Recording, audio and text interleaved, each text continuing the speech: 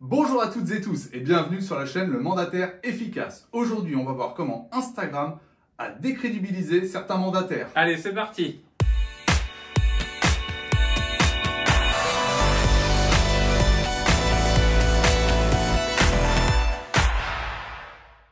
Alors, le premier constat qu'on doit faire aujourd'hui avec Instagram, c'est que presque tous les mandataires immobiliers commencent à aller sur ce réseau social, sûrement à raison, mais on commence à avoir énormément de choses qui sont, je pense, un peu déplaisantes au niveau de notre métier.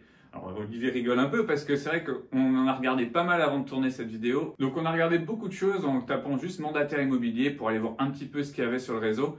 Et on est tombé sur énormément de reels de personnes d'un certain âge, un petit peu plus âgées que nous, et qui étaient sur les réseaux sociaux à faire des clips de jeunes filles de 15 ans sur TikTok, des trucs ultra rigolos d'une certaine façon, ou moqueurs selon comment on a envie de le regarder, et quelque chose qui n'a absolument rien de professionnel.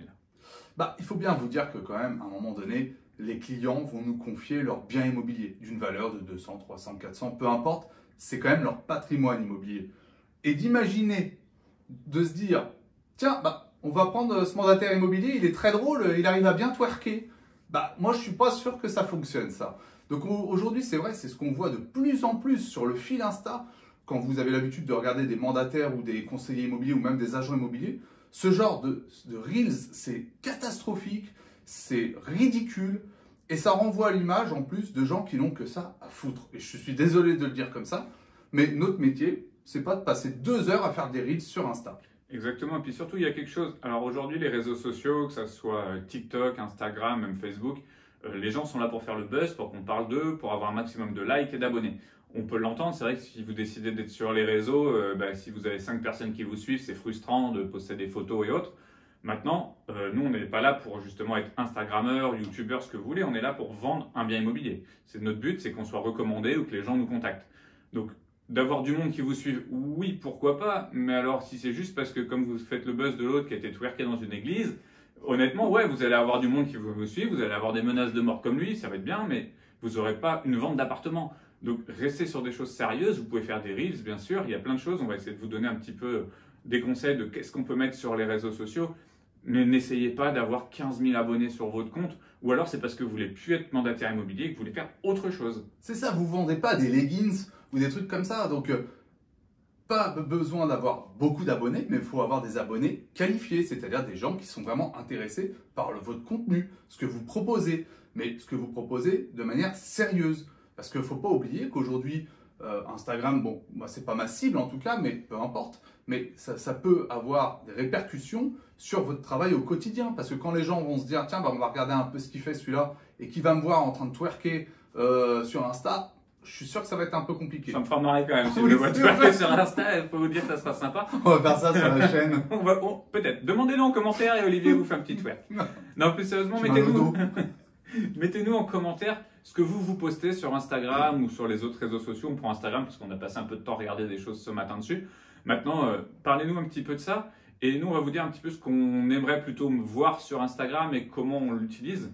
Pour nous, l'important sur Instagram, c'est poster vos vidéos de vos biens. On vous répète que la vidéo, c'est important. Poster des photos de votre ville, pour demander des interactions. Et à la rigueur, poster un petit peu votre vie en story. Ça disparaît, on n'a pas besoin de le laisser. C'est moins sérieux. Vie pro, hein. Ouais, oui, vie professionnelle, bien sûr. Vos enfants, votre chien, vous n'êtes pas obligé. Après, vous pouvez montrer des petits moments de prospection, des moments où vous allez au restaurant pour faire un peu de publicité pour vos commerçants. Ça, il n'y a pas de souci. Et prenez pas trop de temps. La story, c'est l'avantage, c'est que ça va assez vite à faire. Donc, on n'est pas en train de se poser 50 000 questions. Ça peut rester fun. On peut dire des choses un petit peu différentes aux stories que sur une publication. Mais restez professionnel. C'est un profil professionnel. Si vous adorez Instagram et tous les délires, vous créez un compte et vous l'appelez avec le nom que vous voulez, mais vous ne mettez pas votre nom, prénom, surtout pour pas que ça soit assimilé à votre image professionnelle dans votre vie. Puis faites-le de dos, comme ça on ne vous reconnaîtra pas. Mais on va vous donner des petites choses qui, nous, en tout cas, fonctionnent.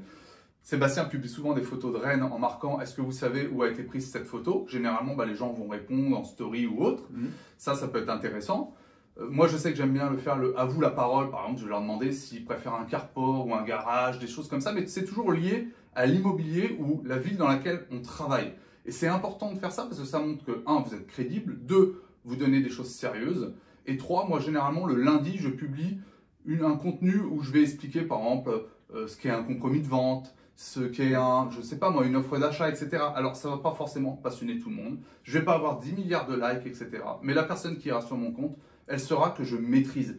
Et c'est juste ça, moi, je veux que les gens se disent, c'est oui, ce gars-là, il est professionnel. Je veux pas autre chose. J'ai pas envie d'être multi-connu par plein de monde. Et ça va être quoi, des gamins de 16-17 ans qui m'achèteront pas de maison de toute façon et qui me vendront pas la leur, ils en ont pas.